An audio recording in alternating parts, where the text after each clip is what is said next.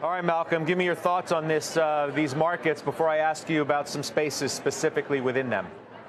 Yeah, I think Phil's point about the oil price shocks on top of today's jobs report, surprising investors a little bit, and making folks who are already skittish coming into this week just that much more fearful. I think that on top of everything else we were worried about, private credit, the hyperscaler spending too much, whether AI was going to eliminate certain sectors altogether, all of those things taken together tell me that we're probably not out of this sell-off. It probably rolls over into next week. If you look at what happened to the semis, that was kind of our port in the storm, if you will. I think that we probably are going to see some increased selling pressure going into next week as it becomes more apparent that we really don't know how much longer this hot war is going to roll on.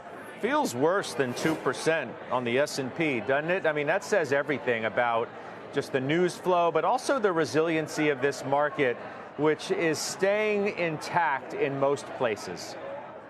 Yeah, it's staying intact in most places, and it's also a little bit surprising and encouraging the fact that software has been as strong as it has this week compared to all of the other sectors and the way that they've been rolling over. So I am looking for opportunities, to your point, to be investing, because I don't think that the market really is losing its strength from a fundamental perspective, but just sentiment related selling, I think, is what's taking us out right now.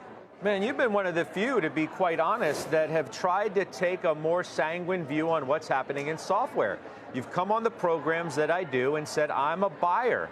You've added to some names on this weakness. That takes guts. It's taken courage. Do you think those names are washed out?